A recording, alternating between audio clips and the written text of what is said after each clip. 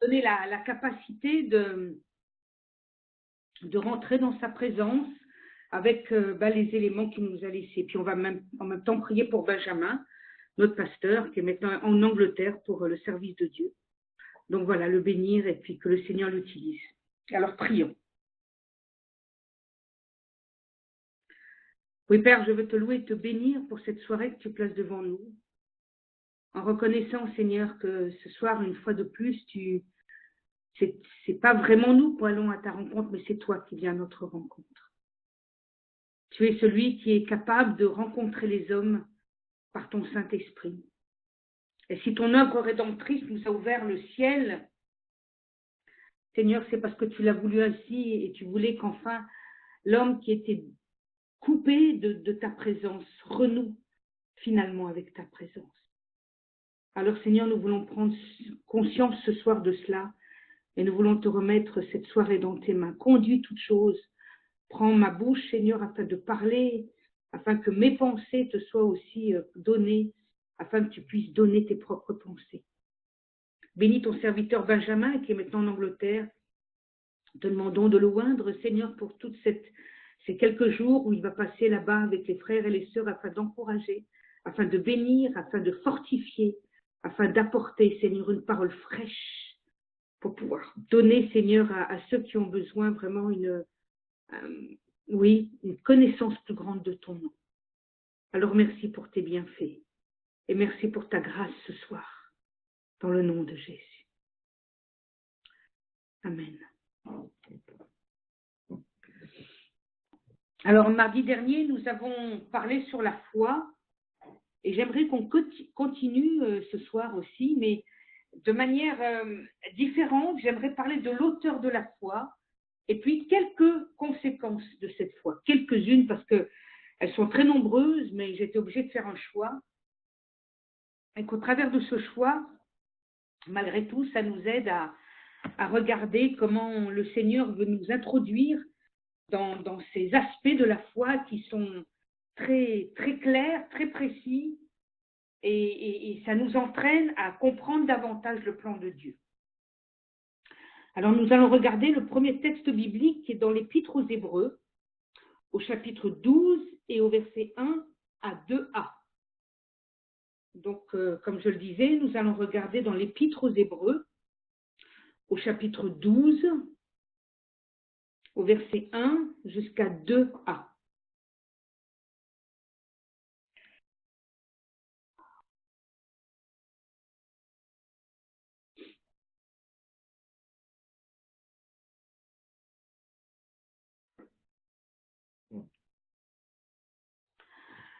Nous donc aussi, puisque nous sommes environnés d'une si grande nuée de témoins, rejetons tout fardeau et le péché qui nous enveloppe si facilement, et courons avec persévérance dans la carrière qui nous est ouverte, ayant les regards sur Jésus, le chef et le consommateur de la foi, etc., etc. L'auteur de l'Épître aux Hébreux veut nous faire comprendre où se situe notre foi et sur qui. Et nous savons combien c'est important puisque le Seigneur nous demande de vivre par la foi. Donc c'est un domaine qui a une place toute particulière dans la vie d'un enfant de Dieu. C'est la foi qui doit réglementer, qui doit prendre place dans la vie d'un enfant de Dieu afin de comprendre le plan de Dieu, afin de comprendre le royaume de Dieu. Nous ne pouvons pas faire autrement. C'est un mode de vie qui vient en nous lorsque nous sommes passés des ténèbres à l'admirable lumière et du royaume de Satan au royaume de Dieu. Ce qui nous fait entrer dans ce royaume, c'est la foi. C'est la foi. Et il n'y a pas autrement. Alors, l'Épître aux Hébreux, nous savons qu'il nous a donné comment dirais-je, la définition de la foi. Et nous en avions vraiment parlé la semaine dernière. Mais là, il nous entraîne à quelque chose d'encore plus loin. Et il nous dit, dès le verset 1, nous donc aussi, puisque nous sommes environnés d'une si grande nuée de témoins, c'est-à-dire de tous ceux qui ont cru, de tous ceux qui ont été en phase avec le Seigneur, l'ayant connu et l'ayant ayant vécu leur foi en Christ sur la terre. Et aujourd'hui, ils sont auprès de Dieu et ce sont nos témoins. Ce sont de ceux qui ont témoigné, qui témoignent encore pour nous de ce qu'ils ont été sur la terre. Et Dieu nous encourage à rejeter tout fardeau et le péché qui nous enveloppe si facilement, afin de ne pas conserver, de garder, puisque Christ est venu pour nous sauver, il est venu pour nous libérer, alors nous ne devons pas garder ce qui a été déjà pris par Christ, mais savoir que tout cela n'a plus lieu d'être. Nous ne sommes pas de ceux qui devons porter notre péché. À cause de cette si grande nuit, nous avons des témoins. Nous avons de ceux qui témoignent d'une vérité de Christ. Et il nous dit, courons avec persévérance dans la carrière qui nous est ouverte. C'est extraordinaire. C'est pas marcher tranquillement, c'est courons. Dieu nous demande de courir, mais comment? Avec persévérance. Et cette persévérance, elle est possible qu'en ayant les regards fixés sur Jésus. Nous ne pouvons pas vivre notre vie ici-bas de croyants sans nous mettre à la disposition de Christ et en regardant Christ pour nous permettre de continuer à vivre cette vie commencée par Christ par la foi. Et l'auteur nous dit, ayant les regards sur Jésus, le chef et le consommateur de la foi. Il est l'auteur de la foi pour nous. Il est celui qui, par sa personne, nous dit que pour rentrer dans le royaume, rentrer dans sa présence, c'est par le mode de la foi. Et Jésus, nous savons, il est le prince de la paix. C'est une des qualités qu'il a dans l'Ancien Testament, nous dit, et là le Nouveau Testament nous en parle aussi, mais il est également le chef de la foi. Dans la version de Louis II, nous avons la notion de consommateur. Et selon les traductions, c'est plutôt l'accomplissement de la foi ou bien la perfection de la foi. Et visiblement, c'est partagé. Selon les traductions, nous avons ces trois les plus fréquents.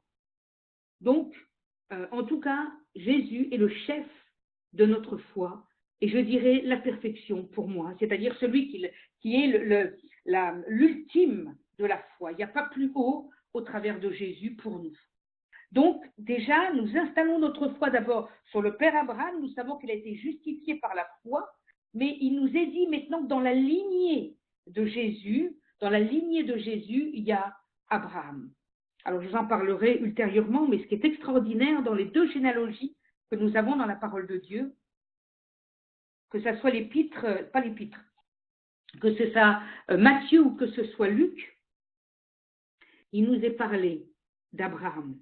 Donc, le Seigneur descend d'Abraham et vice-versa.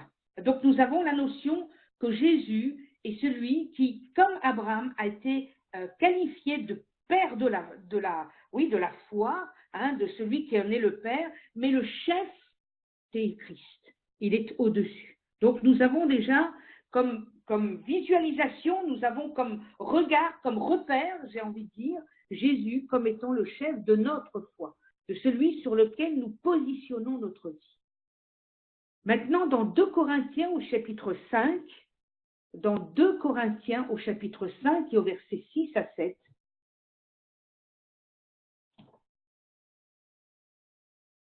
« 2 Corinthiens 5, versets 6 à 7,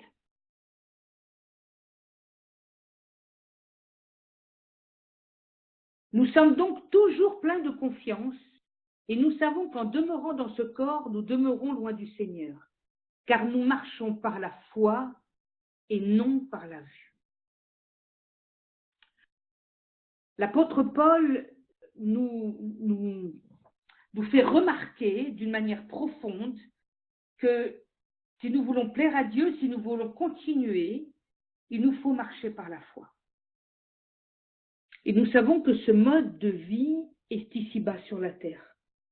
Quand nous rencontrerons le Seigneur face à face, nous n'aurons plus besoin de cette foi. Nous le verrons, tout combat de la terre, des choses terrestres aura pris fin. Mais pour l'instant, nous devons comprendre que c'est par la foi que nous pouvons plaire à Dieu. C'est par la foi que nous recevons la marche avec Dieu. C'est par la foi que nous comprenons les choses de Dieu. Donc, ne pas se soucier de cela. Nous avons un mode de fonctionnement qui vient du royaume de Dieu, que Dieu a installé pour nous et qui nous a donné comme moyen d'être en contact avec le royaume de Dieu et bien sûr, évidemment, avec son Fils.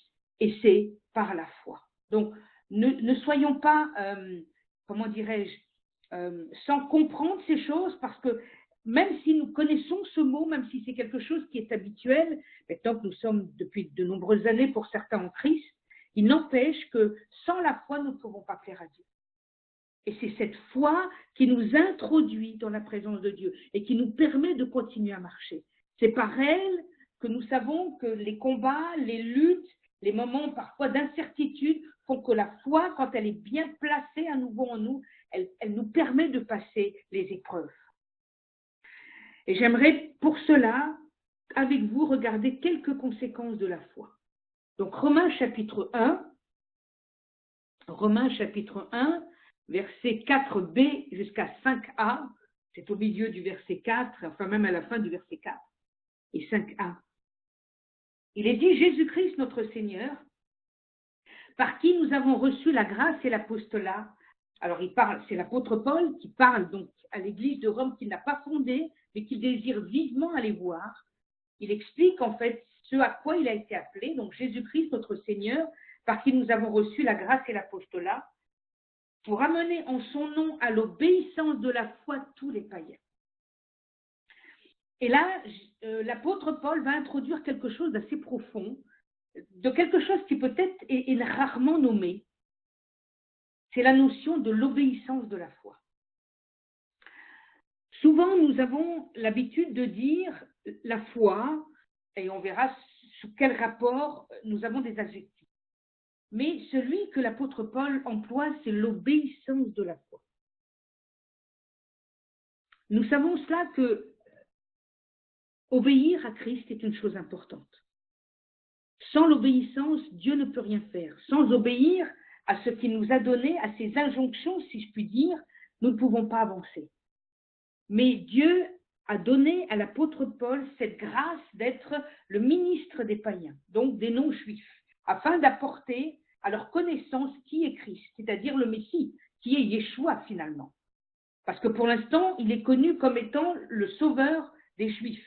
Jésus dira lui-même, je ne suis venu que pour les brebis perdues de la maison d'Israël, et il dira à ses disciples, allez plutôt vers les brebis de la maison d'Israël. C'est clair.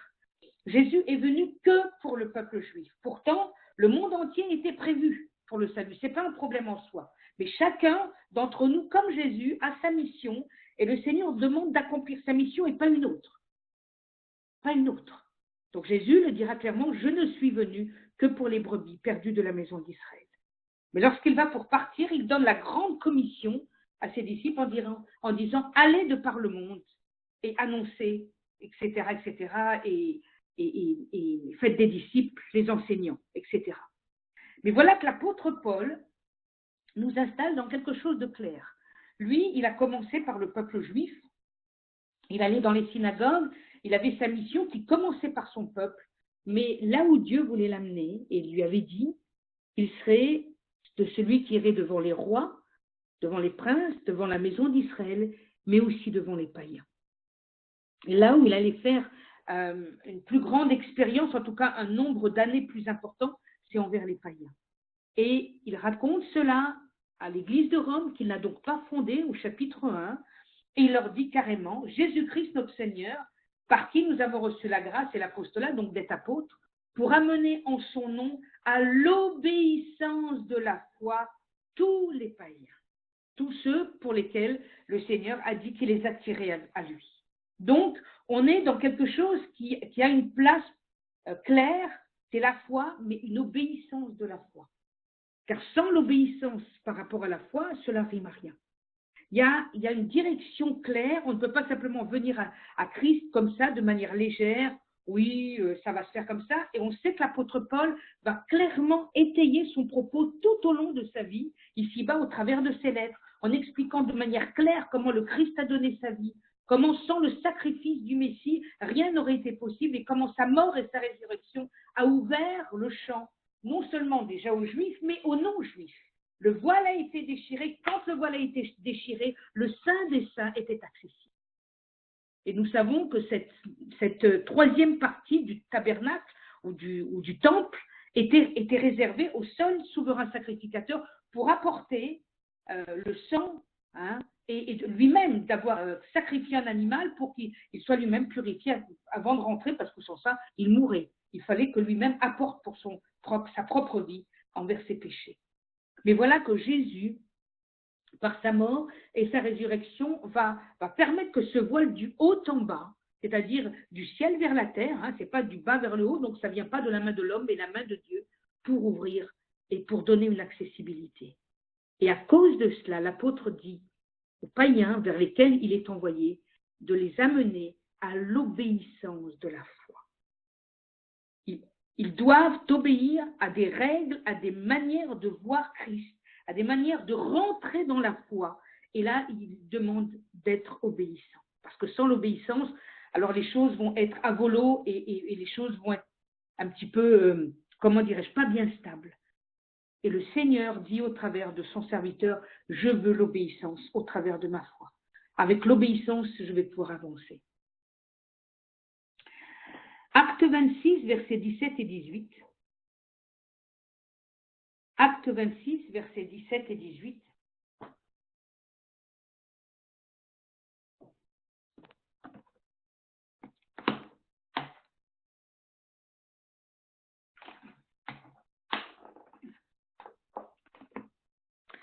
Je t'ai choisi du milieu de ce peuple et du milieu des païens, donc en parlant de l'apôtre Paul, vers qui je t'envoie, afin que tu leur ouvres les yeux pour qu'ils passent des ténèbres à la lumière et de la puissance de Satan à Dieu. Et regardez maintenant ceci, pour qu'ils reçoivent par la foi en moi, donc en Jésus, le pardon des péchés et l'héritage avec les sanctifiés. L'apôtre Paul rappelle comment il est venu à Christ et comment il a été choisi au milieu du peuple juif, vers qui il va être envoyé pour les païens. Et le Seigneur dit clairement, afin qu'il ouvre les yeux aux non-juifs vers le plan rédempteur de Christ, qu'il passe des ténèbres à la lumière et de la puissance de Satan à Dieu. C'est quand même phénoménal, parce que c'est exactement ce que fait la conversion. Mais il va rajouter, pour qu'ils reçoivent par la foi, en mon nom, donc au nom de Jésus, le pardon des péchés. La première chose que va faire celui qui rentre par la foi dans la connaissance de Christ, c'est le pardon des péchés. C'est le fondement. C'est-à-dire que ce fardeau que tout à chacun porte avant de venir à Christ est le péché. Il n'y a rien à faire. Ce péché qui nous enveloppe si facilement, qui est sur nos épaules, qui est sur nous comme un lourd fardeau, Dieu dit, par la foi en mon nom, je pourrai pardonner leurs péchés. Et je suis venu pour ça. Dieu vient pour nous libérer. Dieu vient pour donner à notre vie un sens profond, quelque chose qui va nous amener à une libération, à quelque chose qui va faire qu'on a l'impression tout d'un coup on est léger. On était si lourd, on marchait avec une telle lourdeur, même si on ne le disait pas, pourtant c'est ce qui se passait dans notre vie. Pour qu'il reçoive par la foi en moi ou en mon nom, ou en Jésus si vous préférez, le pardon des péchés. C'est la première conséquence de la foi en Jésus. Mais il dit un et, c'est-à-dire une conjonction. Il va plus loin. L'héritage avec les sanctifiés, c'est-à-dire avec ceux qui ont cru, ceux qui ont été mis à part. La sanctification ou être sanctifié, en hébreu, ça veut simplement dire mis à part. C'est une personne qui était à un endroit, on s'est détourné pour pouvoir rencontrer Christ. Et quand on se détourne, on croit par la foi que Christ a pris nos péchés et il nous met à part. Il nous met de telle sorte que nous ne vivons plus avec les autres ou contre les autres ou avec les autres, en tout cas de ce monde. Mais au contraire, nous allons rentrer dans un autre royaume où d'autres frères et sœurs sont déjà là pour nous accueillir et pour rentrer en communion les uns avec les autres, pour pouvoir vivre une vie nouvelle. L'apôtre Paul avait conscience de cela, à cause du fait qu'il était déjà un homme instruit dans les choses de Dieu, même s'il était sans compréhension encore du Christ, quand il était dans sa religion, où il était fermement attaché, il était un des étudiants les plus convaincus, mais quand il a rencontré Christ, sa vie a été bouleversée. Il a pu comprendre que tout ce qu'il a fait, même si tout n'était pas mauvais, au regard de Christ, ça ne valait plus rien.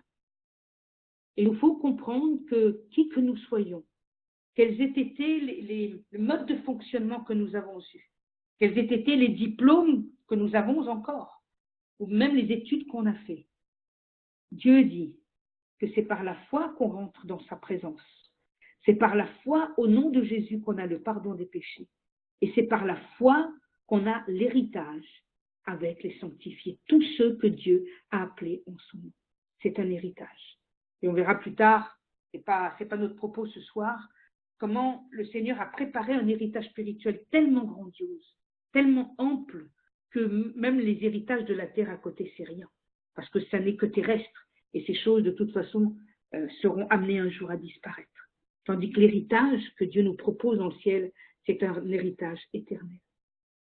Donc soyons conscients ce soir que notre foi n'est pas une petite chose. C'est quelque chose qui nous introduit dans une dimension nouvelle, dans une dimension spirituelle. C'est-à-dire que nous voyons par la foi des choses que nous ne pouvons pas atteindre par la vue. Si je n'ai pas la foi, je ne peux pas comprendre le salut. Si je n'ai pas la foi, je ne peux pas avoir un héritage avec les sanctifiés.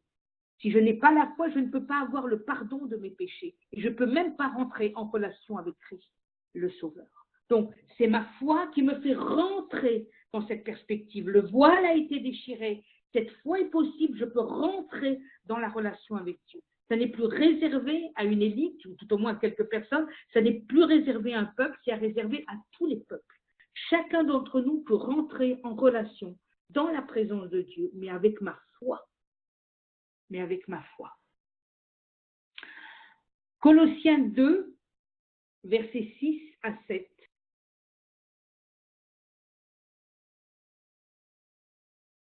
Colossiens 2, versets 6 à 7.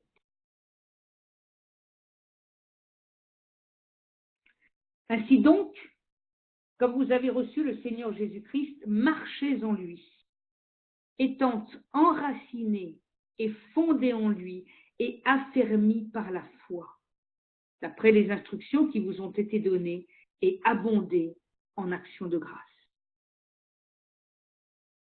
C'est assez énorme hein, ce qu'il dit là. Tout d'abord, la première chose que nous dit ce texte, c'est de marcher en Christ. Quand on rencontre le Seigneur, on sait qu'on a une vie avec Christ et c'est une question de marche quotidienne.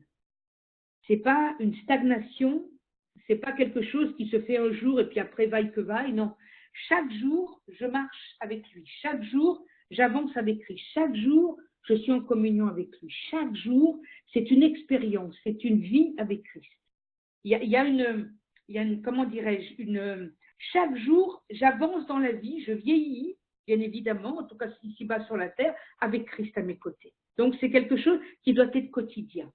Tout d'abord, c'est la première chose. Maintenant, il nous parle de 3 mots précis. Enracinement, fondé et affermissement. Donc, étant enraciné et fondé en Christ. Dieu veut créer par notre marche avec lui des racines. C'est-à-dire que, de telle sorte que si je crois que Christ est avec moi, à mes côtés, et même en moi par le Saint-Esprit, par la foi que j'ai en lui, je commence à enraciner ma vie. Je donne une stabilité, je donne un fondement à ma foi. Je lui donne la capacité d'avoir une stabilité, quelque chose qui va s'enraciner. Et c'est la première chose que nous dit ce texte, étant enraciné, mais pas seulement, fondé en Christ. C'est-à-dire que ma vie n'est pas fondée sur des éléments que je crois plus ou moins dans ce monde, qu'on me dit, etc. Non, c'est fondé sur Christ, c'est-à-dire qui il est. Mon fondement, toujours, même si on le rappelle constamment et que ça semble être quelque chose qu'on dit et qu'on redit, qu'importe, on ne le dira jamais assez. Ma vie ne peut être que sur la base du sacrifice de Jésus-Christ sur la croix. Il n'y a pas d'autre fondement. Il n'y a pas d'autre moyen de rentrer en relation et de rentrer dans le royaume de Dieu. Il n'y en a pas d'autre.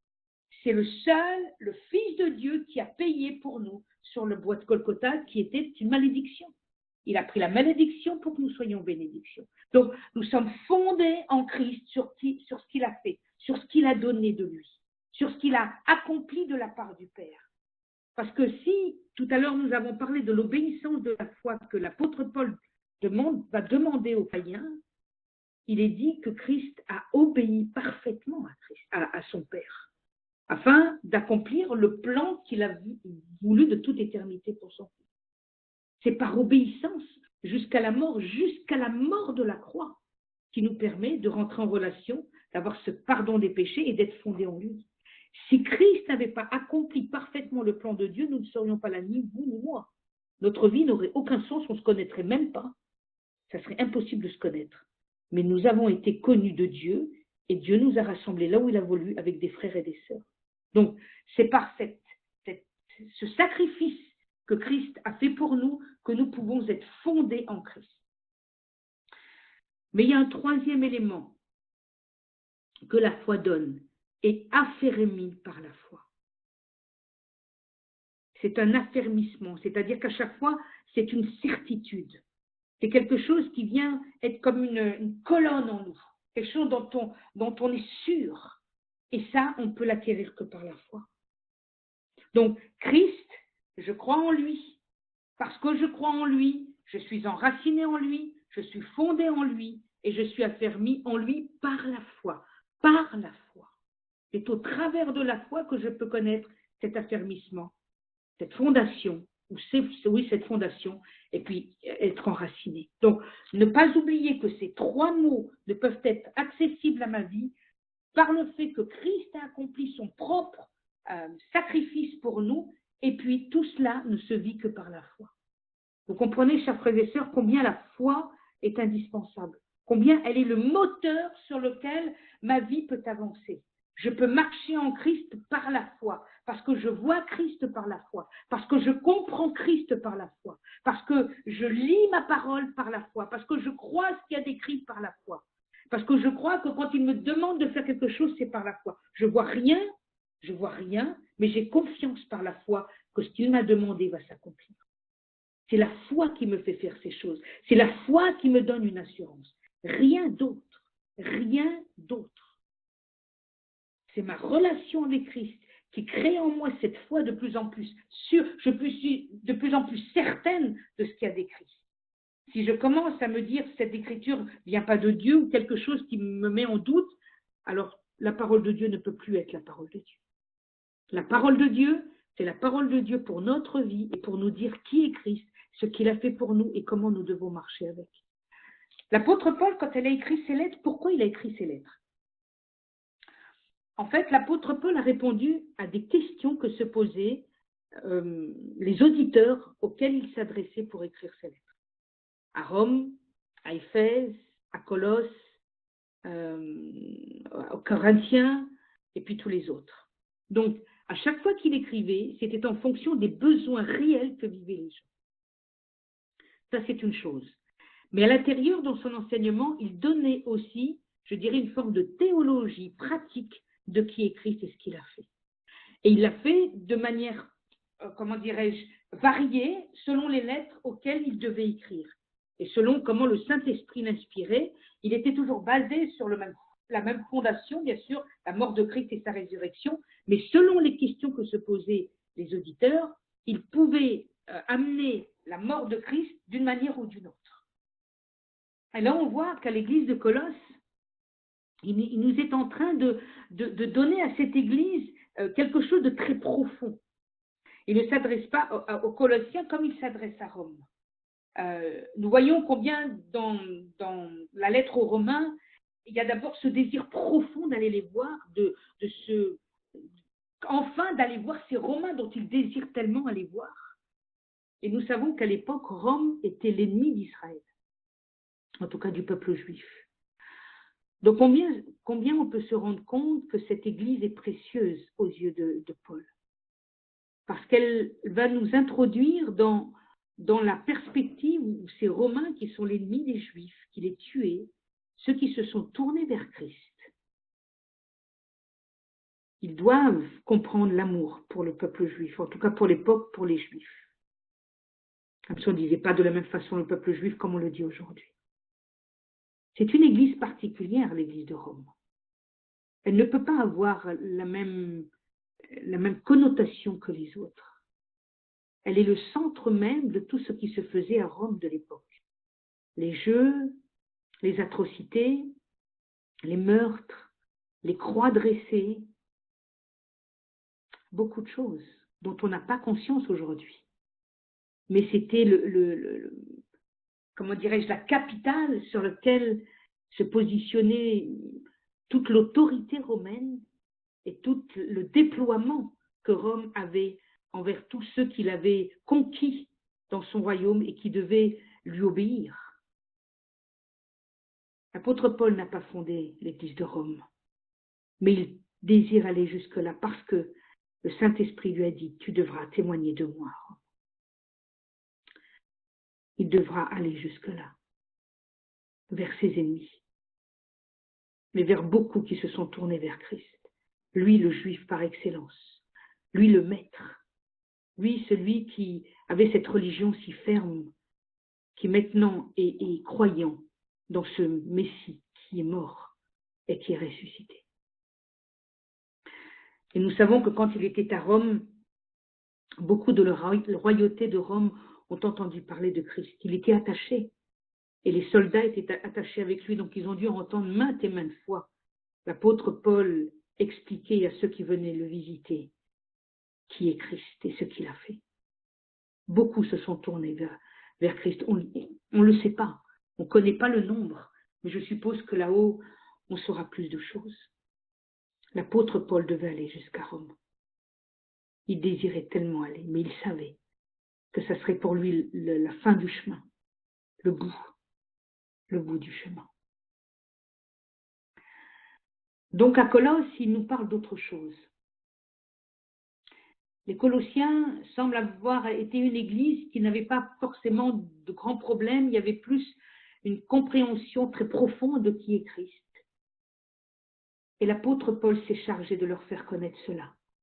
Marchez en lui, dit-il, étant enracinés et fondés en lui et affermis par la foi. Quelle parole extraordinaire! Combien l'apôtre Paul, quand il enseigne de la part du Saint-Esprit, ne se trompe pas. Il veut donner à ses auditeurs une confiance inébranlable.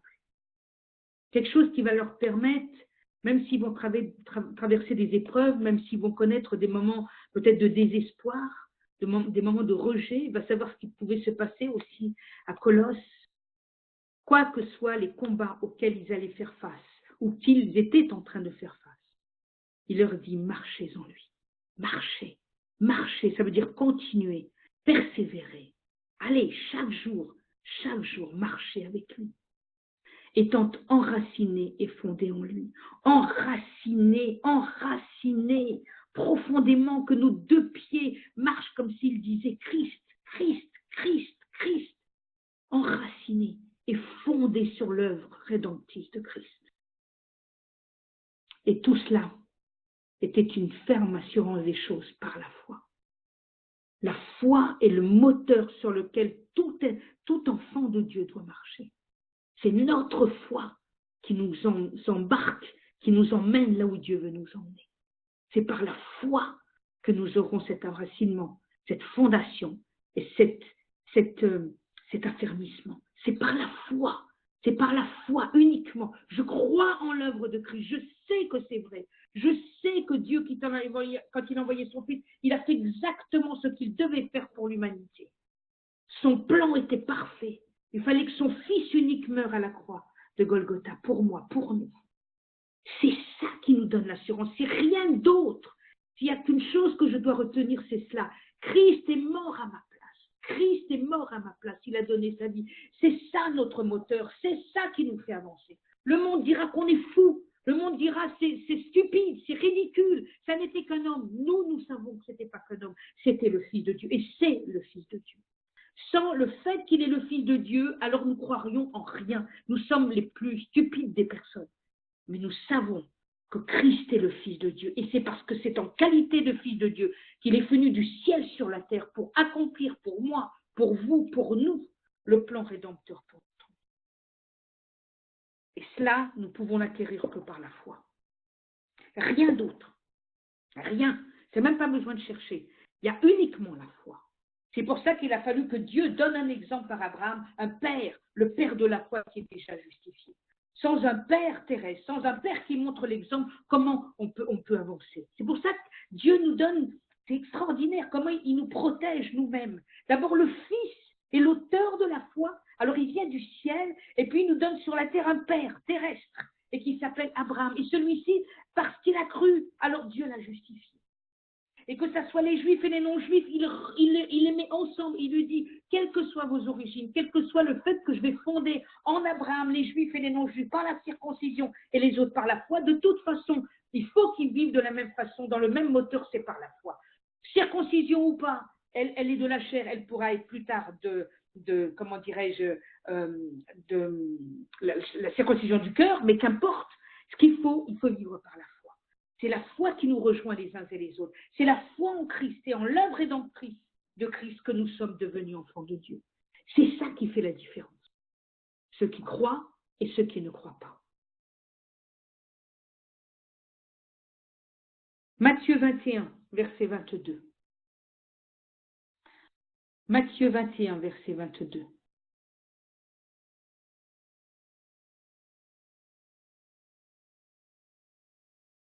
Matthieu 21, verset 22. Oh, ça aussi, c'est magnifique. Tout ce que vous demanderez avec foi par la prière, vous le recevrez. Alléluia. C'est tout simple. C'est tout simple. On n'a pas besoin de chercher des choses compliquées. Le Seigneur, il est simple. Tout ce que vous demanderez avec foi par la prière, vous le demanderez. Ce qui va faire la différence que je reçois quelque chose, c'est pas que je prie. Je peux prier, c'est pas un problème en soi. Prier, c'est finalement, comme on le sait, s'adresser à Dieu. C'est d'être en relation avec Dieu. C'est parfait. Mais il dit quelque chose d'important. Il dit ce petit mot, 3 lettres, avec foi. Si je ne demande pas avec foi, je ne peux pas recevoir. Parce qu'au fond, j'y crois pas moi-même. Parce qu'il faut être honnête. On sait quand on le fait par la foi et quand on le fait de manière légère. On le sait. Mais tout ce que vous demanderez avec foi, par la prière. Il y a une manière de faire par la prière, par le moyen que je communique avec Dieu, vous le recevrez. Après, il y a d'autres formules que la parole de Dieu développera plus tard, mais on gardera celle-là ce soir. Avec foi, par la prière. Dieu ne nous demande qu'une seule chose, c'est de croire. C'est de croire, c'est toujours pareil. C'est ta foi qui va faire que ta prière va pouvoir avoir une densité, va avoir une capacité de faire que la présence de Dieu là-bas soit soulevée, que la main de Dieu va bouger. Et Dieu dit, vous le recevrez. C'est tout simple. On reçoit que ce qu'on demande par la foi dans la prière. Mais si ce n'est pas par la foi, nous ne pouvons pas recevoir. Et je pense que parfois, quand on a des prières et qu'on a l'impression que, oui, la main de Dieu ou la personne de Dieu ne bouge pas, c'est parce qu'il n'y avait peut-être pas vraiment de foi à l'intérieur de ma prière.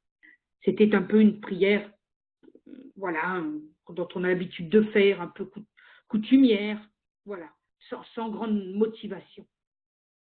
Mais le Seigneur réclame la foi. Et ce soir, je veux vraiment appuyer parce que je crois que sans la foi, nous savons, nous ne pouvons pas plaire à Dieu. C'est la foi qui nous permet de recevoir, qui nous permet d'être en communion avec Christ, de comprendre l'œuvre de Christ, de comprendre qui je suis et de comprendre comment je peux marcher en Christ. C'est ma foi qui va faire ma détermination. C'est ma foi qui va faire comment dirais-je, qui va séparer les choses du monde et les choses du ciel. Je vis dans ce monde sans être du monde. Mais je vis par la foi dans ce monde. C'est ça qui fait la différence. Je suis dans le monde avec les autres, mais je ne suis pas du monde. Mais dans ce monde, je vis par la foi. C'est la foi qui m'amène à faire des choses. Et je crois à ce que Dieu met dans mon cœur. Quand Dieu applique à moi, qui me fait connaître une pensée, quelque chose qu'il a sur son cœur, c'est par la foi que je l'ai reçu. Pas par une écriture de quelqu'un, pas parce que quelqu'un me l'a dit, c'est parce que Christ, au travers de la foi, me le communique. Et c'est le Saint-Esprit qui fait ce travail. Donc, la prière de la foi nous fait recevoir ce que nous demandons à Dieu. C'est simple. Nous le recevrons. Il n'y a pas besoin de chercher autre chose. Dieu nous dit, tu le recevras. Mais le moyen que je veux que tu le fasses, c'est par la foi. Dans Éphésiens 3, versets 8 à 12,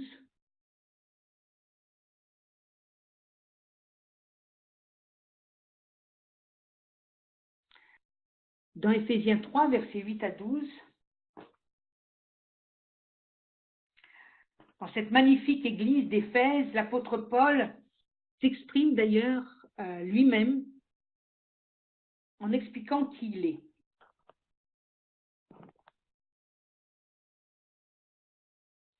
À moi, dit-il, qui suis le moindre de tous les saints, cette grâce a été accordée d'annoncer aux païens les richesses incompréhensibles de Christ et de mettre en lumière quelle est la dispensation du mystère caché de tout temps en Dieu qui a créé toutes choses, afin que les dominations et les autorités dans les lieux célestes connaissent aujourd'hui par l'Église la sagesse infiniment variée de Dieu, selon le dessein éternel qu'il a mis à exécution par Jésus-Christ notre Seigneur, en qui nous avons, par la foi en lui, la liberté de nous approcher de Dieu avec confiance. Waouh! C'est une phrase énorme. Je ne pouvais pas vraiment la couper, c'est pour ça que j'ai été obligée de faire plusieurs versets, parce que je ne voyais pas comment vous mettre juste la fin, parce que c'est la fin qui va attirer mon attention, mais en tout cas, l'apôtre Paul s'expose d'abord, à moi qui suis le moindre de tous les saints. Donc il s'expose, il dit, pour moi je suis le plus petit, le moindre de tous. Mais cette grâce a été accordée et nous savons que c'est par Christ que Dieu a fait connaître ce que serait l'Église. C'est l'apôtre Paul qui a reçu la révélation de l'Église, point d'autre. Ni Pierre, ni Jacques, non, c'est l'apôtre Paul. Et le Seigneur va lui donner une révélation invraisemblable, extraordinaire. Et il dit que cette grâce lui a été accordée afin d'annoncer aux païens les richesses incompréhensibles de Christ. C'est-à-dire les richesses qui dépassent de loin notre compréhension. Et le Seigneur va lui exposer, je ne sais pas comment il a reçu ça, en tout cas par l'Esprit, bien évidemment, mais de quelle façon il devait être après tout ça, ça devait être tellement extraordinaire de ce qu'il était en train de lui révéler, qu'au travers de l'Église, le monde spirituel va connaître la sagesse infiniment variée de Dieu. Vous vous rendez compte, chers amis, que nous sommes de ce que Dieu a dit. L'Église possède en elle-même la sagesse infiniment variée de Dieu. Au travers de l'Église, Dieu dit qu'il en est la tête. Au travers de l'Église, c'est au travers d'elle que Dieu a voulu que le royaume soit là, sur la terre, au milieu des autres hommes. Au travers de l'Église, il y a la présence de Dieu. Comme de la même façon qu'il y avait le tabernacle ou le temple. C'est la même façon. C'est une maison spirituelle. Nous sommes la maison de Dieu. Nous sommes la sagesse infiniment variée de Dieu. Il n'y a rien à faire. Nous sommes ce que Dieu a voulu que nous sommes, c'est-à-dire un point sur lequel les autres butent parfois, mais où les autres voient la lumière. Ou bien qu'ils ne veulent pas la voir, ça c'est autre chose. En tout cas, nous savons que nous sommes le sel et la lumière du monde. Et au travers de nous, Dieu dit ceci, en qui nous avons par la foi en lui, donc en Christ, la liberté. On est libre de nous approcher de Dieu avec confiance. Christ nous permet de nous approcher de son Père avec confiance. Dieu ne devient pas un Dieu simplement créateur qu'il est, mais il devient aussi notre Père. Il est celui qu'en Christ, d'ailleurs le Seigneur dira, quand il va pour partir, je vais vers mon Dieu, votre Dieu, vers mon Père, votre Père. Il le dira clairement. Et nous savons que ce que Christ a dit, c'est tout à fait juste. Donc, Jésus nous associe. Il est le premier, il est le Fils de Dieu et nous sommes les enfants de Dieu. Donc, nous venons à la suite. Mais nous sommes ses frères et sœurs. Il ne faut pas l'oublier, c'est aussi profond que ça. Donc, c'est Jésus qui a ouvert le chemin. C'est lui qui a ouvert le chemin pour pouvoir nous faire, nous faire rentrer dans la présence du Père. S'il ne l'avait pas fait, nous n'aurions pu jamais être dans la présence du Père. Donc, à l'église d'Éphèse, l'apôtre Paul expose clairement la révélation qu'il a de l'église. Il est en train d'exposer ce qu'est l'église. Les richesses incompréhensibles de Christ. et que l'Église est connue des dominations des autorités dans les lieux célestes par la sagesse infiniment variée de Dieu au travers d'elle. Donc vous comprenez que si on commence à comprendre ces expressions tellement puissantes, on n'est pas n'importe qui. On ne peut pas faire n'importe quoi de notre vie. Nous ne sommes pas des petits gens comme ça, oui, j'ai la foi, je vis ma petite vie tranquille. Ce n'est pas possible. Nous sommes des hommes et des femmes rachetés par grâce pour un but. Dieu nous a donné un sens à notre vie. Dieu veut nous faire connaître qu'il a un plan pour notre vie et qu'au travers de nous, il va faire des choses extraordinaires, des choses qui dépassent notre pensée, des choses au travers desquelles le monde va être subjugué, le monde va être ébloui, qu'il le veuille ou pas. D'ailleurs, au travers de beaucoup de créativité de l'Église, le monde l'a récupéré. Et puis en ce moment, il est obligé de redonner parce qu'il ne peut plus assumer tout ça. Mais il nous l'a volé depuis longtemps. Dans le monde médical, dans le monde de la créativité, enfin, etc., dans les sciences et dans beaucoup d'autres domaines. Mais le monde ne peut plus faire avec parce que c'est par l'argent qu'il a volé tout ça. Et maintenant, il va falloir récupérer les choses. Donc, par la foi en lui, nous avons la liberté de nous approcher de Dieu avec confiance. Ce soir, j'aimerais vous dire que nous sommes capables les uns et les autres de nous approcher de Dieu grâce à Christ, grâce à son sang versé sur le bois de Golgotha.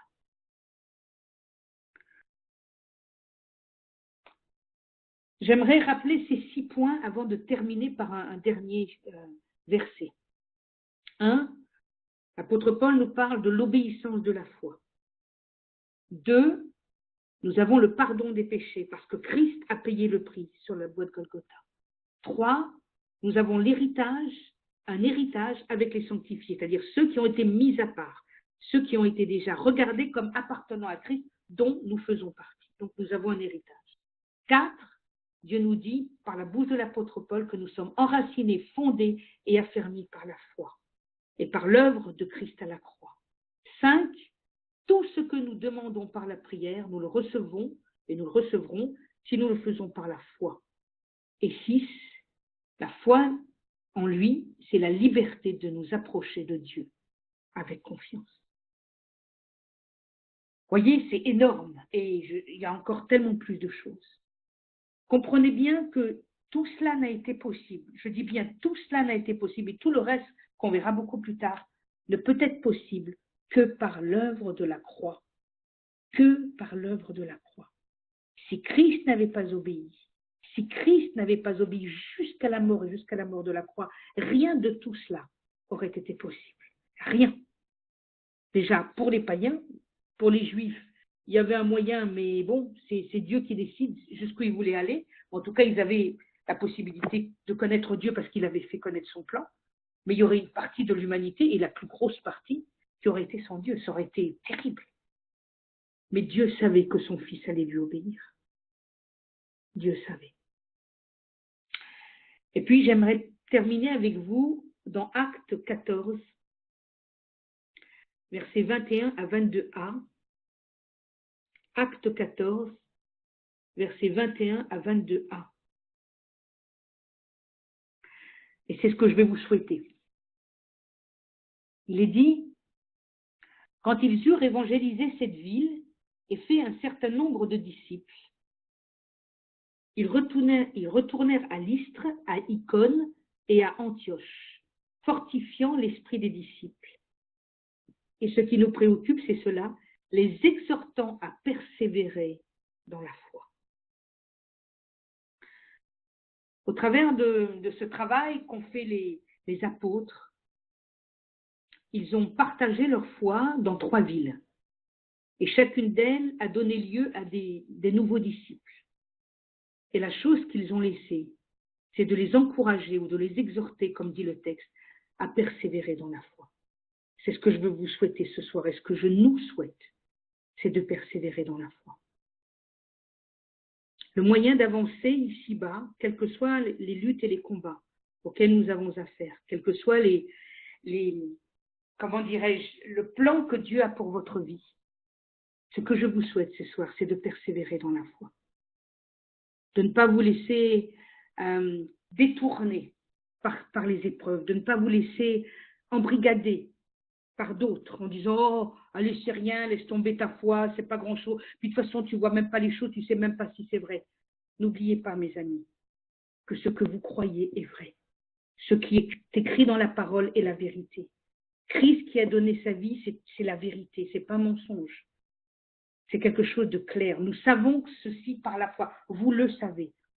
C'est dans votre esprit. Vous savez que par la foi, c'est vrai. Quand Christ est venu à vous, vous ne connaissiez rien comme moi, certainement, de Christ.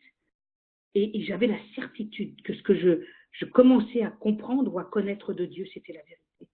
Et une telle soif est venue dans ma vie. Une telle soif de la parole et de connaître davantage. Alors, je vous souhaite ce soir de persévérer dans la foi, quoi qu'il se passe. Persévérez, tenez le coup, continuez, vaille que vaille, quelles que soient les choses que l'on dit sur vous, quels que soient les chemins de travers que les autres prennent pour vous détourner. N'écoutez pas. La seule voix que vous devez écouter, c'est la voix du Saint-Esprit qui vous dit d'avancer par la foi. Parce que Christ vous a sauvé par la foi. Par la foi. Notre salut est en espérance. Notre salut sera plein et entier dans le ciel. Pour l'instant, on n'a que l'espérance du salut. Mais dans le ciel, il y aura l'accomplissement plein et entier. C'est pour ça qu'il faut persévérer jusqu'au bout. On peut pas faire la moitié du chemin. Il faut aller jusqu'au bout pour que enfin notre salut soit plein et entier, que dans le ciel, il n'y aura plus de combat. Ce sera terminé. Prions. Prions. Alléluia, Seigneur. Oui, Seigneur, ce soir, tu nous as encouragés une fois de plus à continuer à marcher par la foi. Seigneur, il te plaît de voir que tes enfants marchent par la foi. Il te plaît que tes enfants croient, avancent par la foi, à cause de ton œuvre, mais aussi à cause du fait que tu nous parles par ta parole, que tu nous conduis sur le chemin que tu veux nous amener, à la fois individuellement comme collectivement. Parce que cette richesse infiniment variée que nous sommes en tant qu'Église est tellement extraordinaire que le ciel sait que l'Église n'est pas n'importe quoi. L'Église de Christ, l'Église où Christ en est la tête, alors c'est une puissance. C'est une puissance. Seigneur, aide-nous à continuer et à persévérer. Donne-nous de porter le bouclier de la foi pour éteindre les traits enflammés du malin, comme nous dit aussi cet épître aux Éphésiens que l'apôtre Paul a écrit. Je prie que chacun d'entre nous, nous portions ce bouclier de la foi, parce qu'il est tellement précieux qu'il nous permet d'éteindre les traits enflammés du malin, que rien ne peut nous atteindre, parce que ce bouclier est suffisamment grand pour nous protéger de la tête, du cœur, des poumons et de nos entrailles, là où il y a les endroits les plus délicats, les plus précieux. Seigneur, nous prions que ce soir, quoi qu'il se passe, ce soit par la foi que nous avançons et que nous puissions te dire un grand merci de ce que tu as obéi à ton Père jusqu'à la mort de la croix pour nous rendre accessibles au royaume de Dieu et que nous puissions regarder le Père, Seigneur, avec un sourire parce qu'il est devenu notre Père, comme il est le Père de Jésus-Christ. Béni sois-tu, Seigneur, pour ton amour, dans le nom de Jésus. Amen.